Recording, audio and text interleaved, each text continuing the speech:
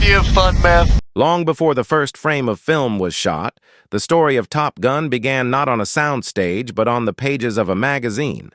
In May 1983, writer Ehud Yonah published a piece in California Magazine titled Top Guns, profiling real Navy pilots training at Naval Air Station Miramar, known as Fightertown, USA, just outside San Diego. The article followed two aviators through the grueling 5-week Top Gun program, capturing the competition, the camaraderie, and the sheer intensity of flying F-14. Tomcats at the absolute edge of what both the machines and their pilots could endure. Photographer Charles Heatley's accompanying images showed jets slashing through desert and ocean skies, and the whole thing read like a movie waiting to be made. Producers Don Simpson and Jerry Bruckheimer recognized that potential within months. Securing the film rights almost immediately, Hollywood was slower to share their enthusiasm. Screenwriters passed. Directors including David Cronenberg and John Carpenter declined. A film about naval aviators built around procedure and call signs didn't immediately scream guaranteed box office hit. Eventually, the producers turned to screenwriters Jim Cash and Jack Epps Jr., who immersed themselves in the real world behind the story. Attending declassified classes at Miramar, speaking with instructors and students, and even strapping into an F-14 to physically understand what a high G-turn did to the human body. The first draft that emerged from that research wasn't what the producers wanted and was rejected, but the foundation had been laid. Years later, the article's legacy resurfaced in a legal context when Yonah's widow and son sued Paramount over Top Gun Maverick, arguing that rights to the original piece had reverted to them. Paramount argued the sequel drew from the original movie rather than the article, and the court agreed. But the fact that the dispute arose at all confirmed just how foundational that single magazine piece had been to everything that followed. Bringing Top Gun to the screen with any real credibility required access to the actual hardware, and that access came at a significant price. The U.S. Navy's F-14 Tomcats were the cutting edge of carrier aviation in the mid-1980s, each one worth roughly $38 million to the government. To put them on film, Paramount paid approximately $7,600 per flight hour per jet, with the total bill to the Pentagon sitting around $1.8 million across the entire production. On a $15 million budget, more than 10% went directly to the Navy, covering aircraft, fuel, pilots, Miramar's facilities, and multiple aircraft carriers. In hindsight, it was an extraordinary bargain. For less than the cost of a single Tomcat, the filmmakers captured an entire fleet in motion, with real launches, traps, catapults, and afterburners framed against real oceans and real skies. In an era when computer-generated imagery was still in its infancy, there was simply no other way to achieve that visual authenticity. The collaboration also produced one of filmmaking's more memorable anecdotes. While shooting aboard the USS Enterprise, director Tony Scott became captivated by the golden quality of light at sunset, the kind that made the entire flight deck glow with cinematic warmth. When the ship changed course and the light disappeared, Scott asked the captain whether they could adjust heading to recapture that magic. The answer came back with a figure attached: $25,000 to cover the cost of fuel and replanning. Scott wrote the check himself. For a few minutes of perfect amber light with jets taxiing against a glowing horizon, he reached into his own pocket without hesitation. Despite the enormous effort to secure real jets, many of the film's most visually intense cockpit moments were never filmed at 30,000 feet. Tony Scott did send his actors up in actual F-14s, and the Navy gave them genuine flight experiences in the back seat, letting them feel what real G-forces did to a body. But the problem was practical. The roar of jet engines and wind noise made recording usable dialogue completely impossible. The solution was elegant separation. For all close-up cockpit work, the crew built a meticulously detailed F-14 replica on a gimbal rig inside a hangar behind Burbank Airport. Rear projection screens displayed sky footage behind the canopy while the platform tilted and shook to simulate banking and climbing. Crew members just out of frame sprayed the actors with water to simulate sweat while lighting rigs flashed too, suggest changing atmospheric conditions. In those shots, Tom Cruise, Anthony Edwards, Val Kilmer, and their co-stars weren't pulling real G-forces. They were performing, drawing on the physical memory of what those forces had actually felt like during their real flights. The exterior aerials were handled by a different team entirely, with Navy pilots flying the Tomcats while camera-equipped chase planes captured the action from outside. One of those Navy pilots, Scott Altman, later became a NASA astronaut. He flew the famous Buzzing the Tower run 9 times and provided the hand visible in the frame when Maverick offers that unforgettable rude gesture during the inverted encounter. That inverted scene deserves its own examination because from a technical standpoint, it is complete fantasy, and that's precisely what makes it so memorable. The F-14's twin vertical stabilizers rise high enough above the fuselage that any aircraft hovering that close beneath it would face serious structural collision risk.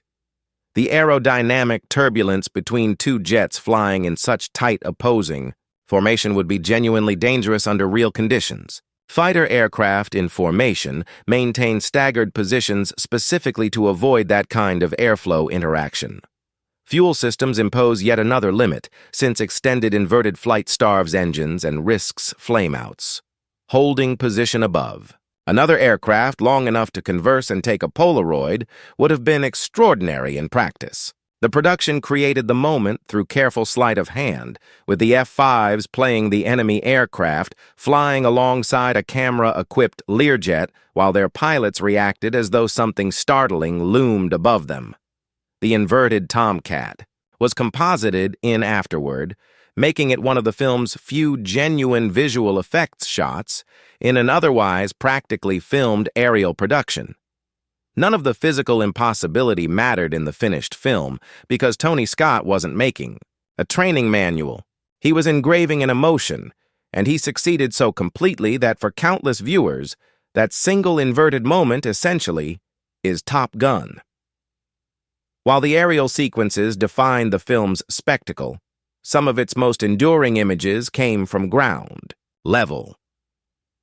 The beach volleyball sequence, which sees Maverick and his fellow pilots playing a shirtless game set to the driving beat of Playing with the Boys, was nearly cut before release. From a narrative standpoint, nothing happens. No mission is planned, no orders given, no story advanced. The scene exists purely to externalize rivalry and camaraderie in physical terms, outside the cockpit and without the hierarchy of rank. Tony Scott shot it like a high-end television commercial, timing every take around golden hour windows at sunrise and sunset when light turns warm and cinematic. Assistants sprayed actors with water between takes and reapplied oil to keep everything gleaming under the camera's gaze. Paramount executives who saw the footage were skeptical, arguing that the film needed more jets at that point in the story, not a prolonged sports sequence. Scott refused to cut it, understanding intuitively that audiences needed to see these men as young and physical and competitive in purely human terms. Decades of parody and cultural reference have since confirmed his instinct. What seemed like expensive filler became one of the defining visual signatures of the entire film. Not all of the film's most humanizing moments were athletic. 2 bar sequences gave Top Gun some of its deepest emotional texture. In the first, Maverick spots Charlie across a crowded officers' club and decides the most effective introduction involves singing "You've Lost That Lovin' Feelin'" at full volume, gradually drawing his fellow aviators into an increasingly ridiculous group performance. The scene is corny, fearless, and utterly defining of the character. Later, at Kansas City Barbecue, a real San Diego restaurant, Goose takes over the piano for a raucous performance of Great Balls of Fire with Meg Ryan's Carol laughing at his side. These scenes accomplish what the dogfights cannot, revealing friendships, marriages, and personalities in full, so that when tragedy arrives later, the loss carries genuine weight. Both locations remain pilgrimage sites for fans to this day. The film's romantic dimension almost didn't exist in its current form. Test screenings played well in New York and Los Angeles, but left Chicago exhibitors wanting a stronger love story. In the original cut, the connection between Maverick and Charlie was more understated, with attraction threading through classroom interactions rather than any dedicated romantic set piece. To address that feedback, the filmmakers reconvened months after principal photography had ended. Tom Cruise was already deep into filming The Color of Money in Chicago under Martin Scorsese's direction. Kelly McGillis had since dyed her hair dark brown for another project. Tony Scott flew to Chicago, asked Scorsese for a single day with his star, and received permission. The continuity challenges were substantial. McGillis wore a baseball cap in the elevator scene to conceal her new hair color. The blue-tinted, silhouette-heavy approach to the love scene wasn't purely aesthetic. It was practical camouflage for the continuity mismatches that couldn't otherwise be hidden. What emerged from those improvised pickup days became some of the most remembered footage in the whole film. The soundtrack that accompanied those images had its own turbulent journey to completion. Danger Zone passed through the hands of Jefferson Starship, who declined, over concerns about the film's military themes. Toto got tangled in legal disagreements. Bryan Adams turned it down, worried about glorifying war. Corey Hart preferred to record original material. REO Speedwagon's Kevin Cronin found the melody uncomfortably high. By the time the producers reached Kenny Loggins, options were narrowing. Loggins was already recording Playing with the Boys for the volleyball montage when he learned Danger Zone remained available and moved quickly to claim it. Take My Breath Away had its own tensions, with Berlin bassist John Crawford initially resisting the song as a poor fit for the band's identity, before the label overruled him. The resulting single reached #1 in the United States and internationally, winning both an Academy Award and a Golden Globe, while also contributing to tensions that led to the band's breakup less than a year later. The full album sat atop the Billboard 200 for 5 non-consecutive weeks and became 1986's best-selling soundtrack with more than 9 million copies sold.